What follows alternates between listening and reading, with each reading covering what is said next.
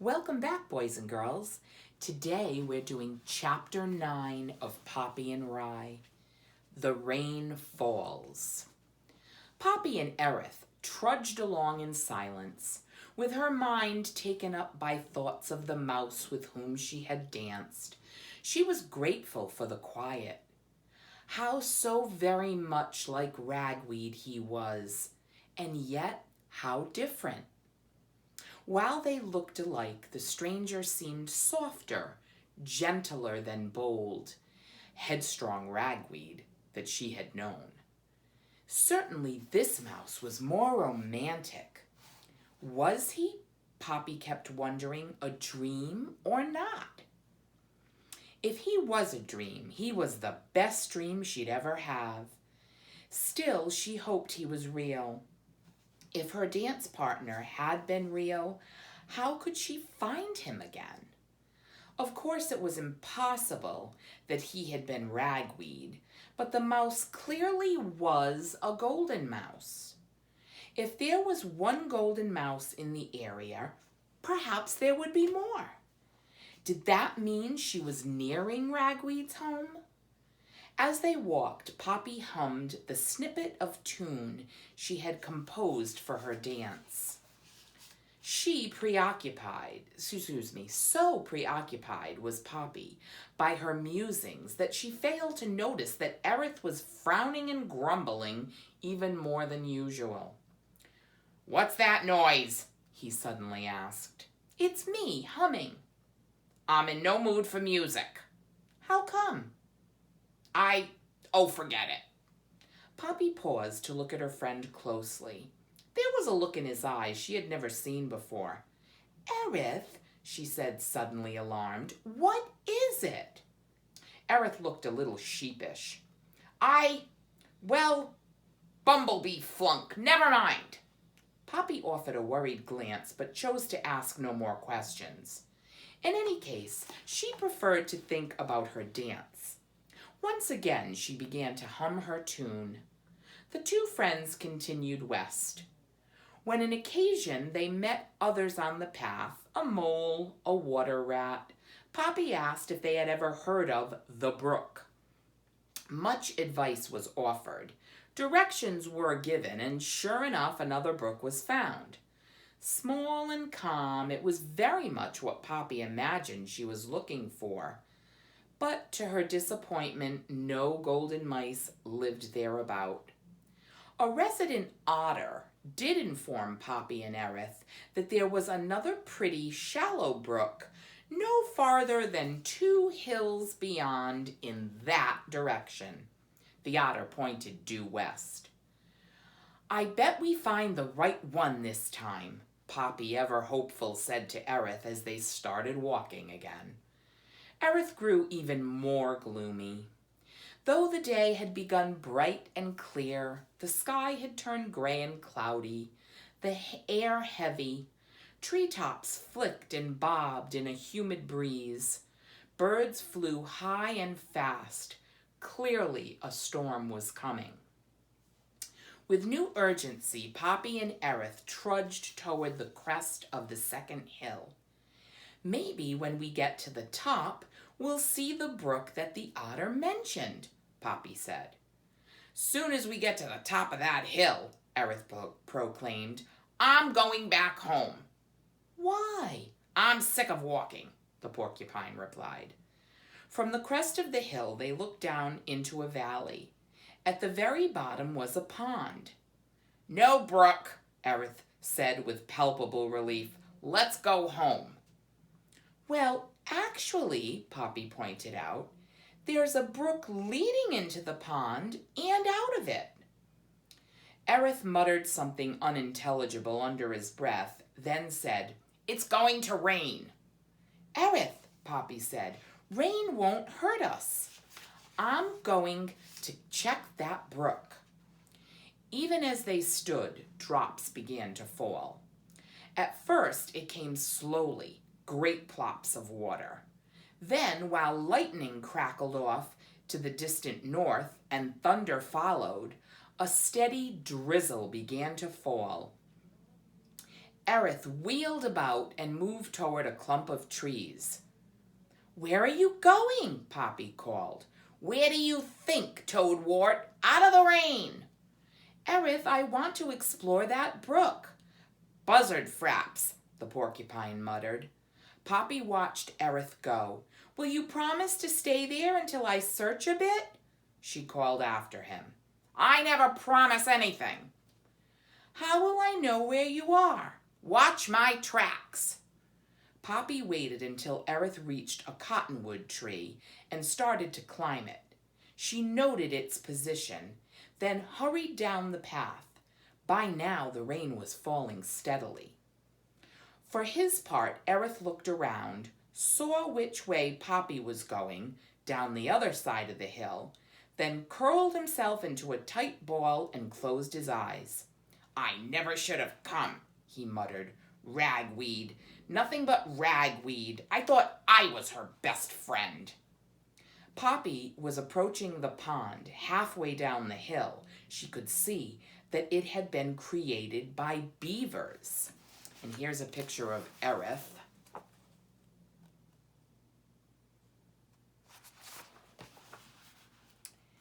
At one end was a dam, and Poppy could even observe a number of beavers hard at work. Some were swimming upon the pond's surface. Others were laboring on lodges. A few were working on the main dam, building it higher. At the far side of the pond, a particularly large, fat beaver was gnawing upon the trunk of an aspen tree. There was a sharp crack as the tree snapped and tumbled to earth, landing with a crash. At the sound, all the beavers in the pond looked around. When they saw it was a tree that had fallen, they began to slap the pond's surface with their tails. Poppy, standing in the rain looking on, heard someone say, "Awful, just awful." She turned. Sitting beneath a large toadstool, that's a mushroom, protected from the rain, was a golden mouse. Poppy's heart fluttered. For an instant she thought it was the one with whom she had danced. Then she saw that this mouse, though tall and thin, was a girl. "Hello," Poppy said. The mouse looked beyond Poppy. "Oh, hi," she said. She sounded unhappy. "Do you live around here?" Poppy asked. "Yes." Are there a lot of you around here?" Poppy inquired. "I mean golden mice?" The mouse looked down at herself as if she had never considered the question before. "I suppose." "My name is Poppy," Poppy said. "I'm a deer mouse." "My name is Thistle," said the other. "How come you're standing in the rain?"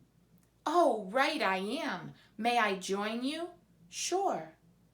Poppy darted under the cover of the toadstool.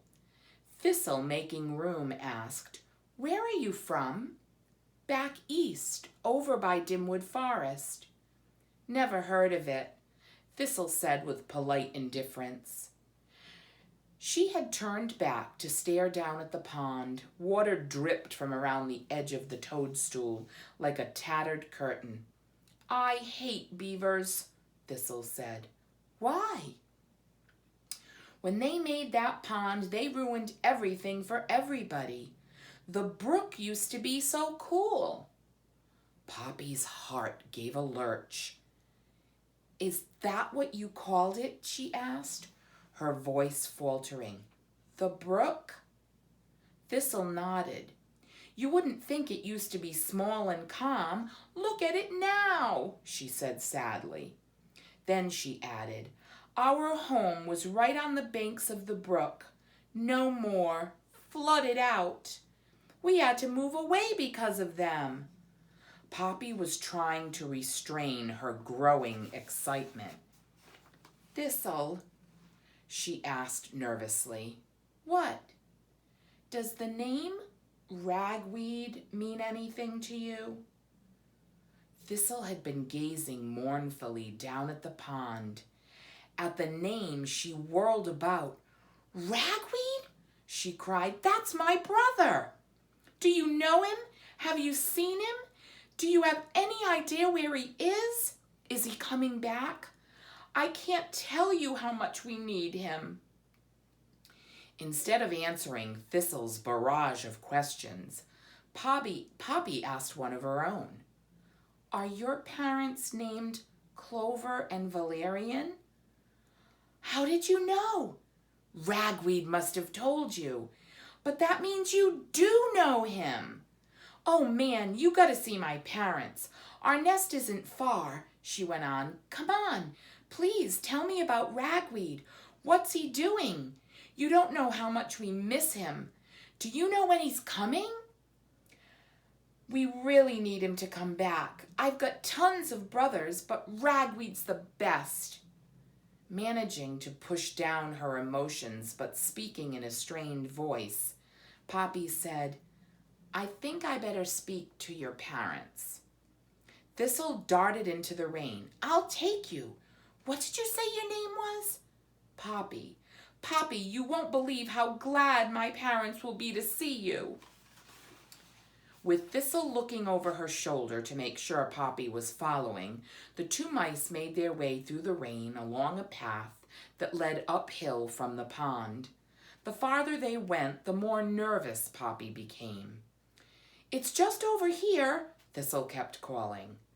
They had come to a large boulder embedded in an outcropping of earth. A variety of shrubs and flowers rimmed the rock. In the rain, they seemed shrunken and cold. Poppy herself was thoroughly soaked, as well as trembling. And here's a picture of Thistle and Poppy under the toadstool or the mushroom.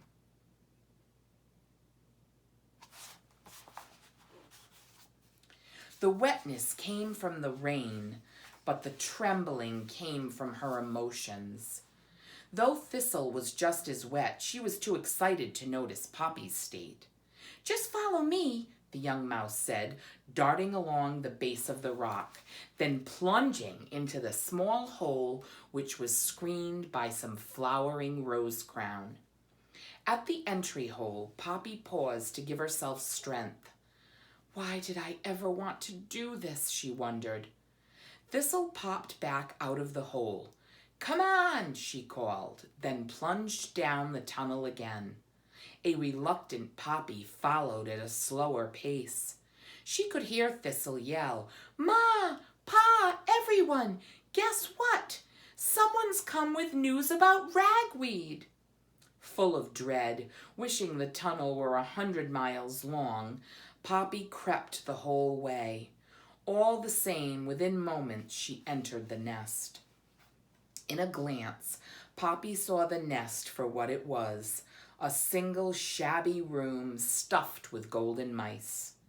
Golden mice tended to be bigger than deer mice, so Poppy's first sensation was not only that there were a lot of them, but they all seemed quite large. But Poppy had not the slightest doubt she was in the presence of Ragweed's family. The resemblance was uncanny. It was as if she were in a room full of familiar ghosts. She felt weak.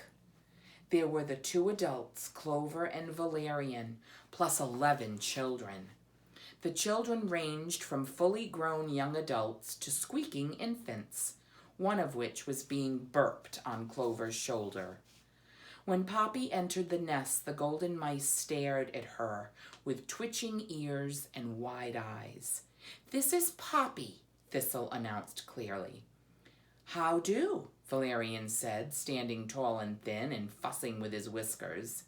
There was a tremor in his voice. Clover, very pale, said nothing. Her black eyes, open wide, just stared at Poppy. Her whiskers were shaking. Thistle cried, Poppy knows all about Ragweed, don't you? Poppy was so choked with emotion. It was all she could do to nod a response and gaze from face to face. Suddenly she stopped. At the back of the pack was the mouse she had danced with. There was the same sweet, soft, noble face, the same right ear with a notch. Their eyes met and held. Poppy's heart fluttered. Grief, joy, relief, sadness all mingled together, but in such confused fusion she hardly knew what she felt. She lowered her eyes. Valerian, his voice husky, spoke out.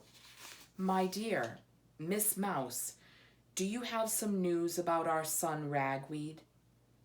"Yes," Poppy managed to say. "What's happened to him?" Clover blurted out. When is he coming home?" Poppy found it impossible to speak.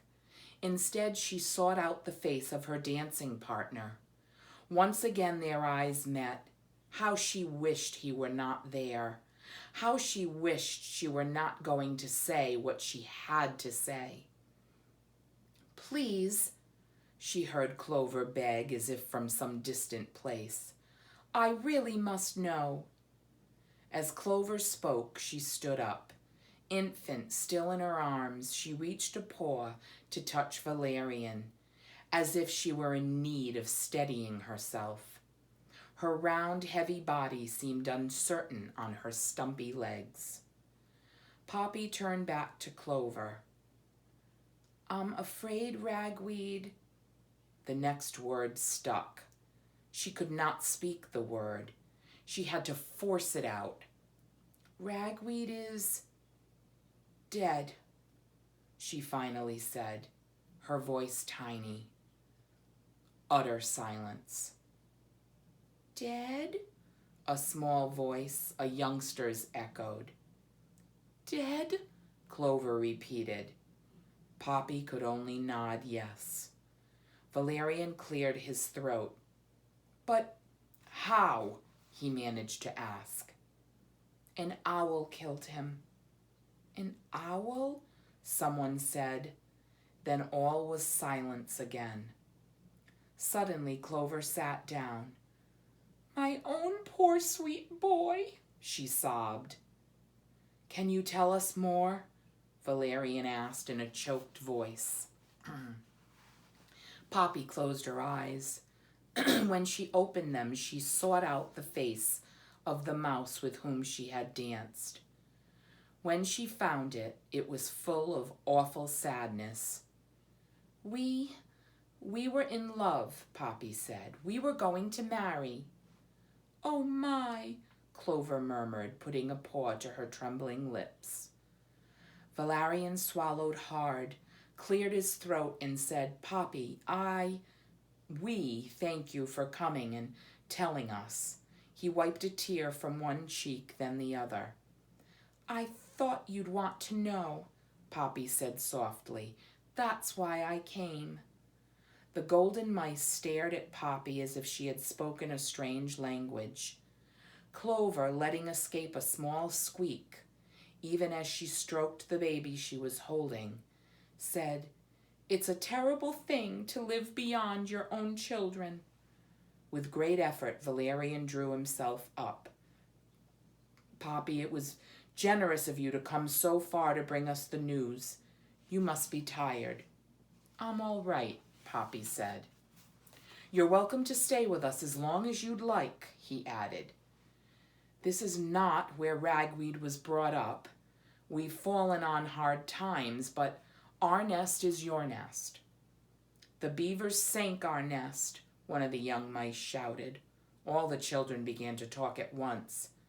"Poppy, I must ask you something," Clover suddenly said.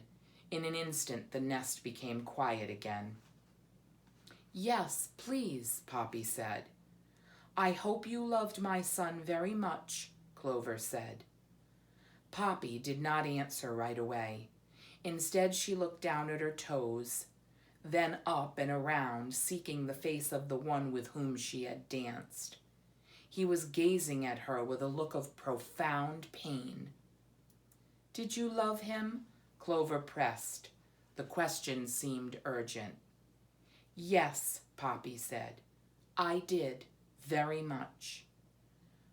"Oh, my dear," Clover cried. Thrusting the baby she'd been holding into Valerian's paws, she rushed over to Poppy and gave her an engulfing hug. Poppy hugged her back. As she did, she saw from the corner of an eye the mouse she had danced with, his face awash with grief, rush past and fling himself up the tunnel. And that's the end of chapter 9.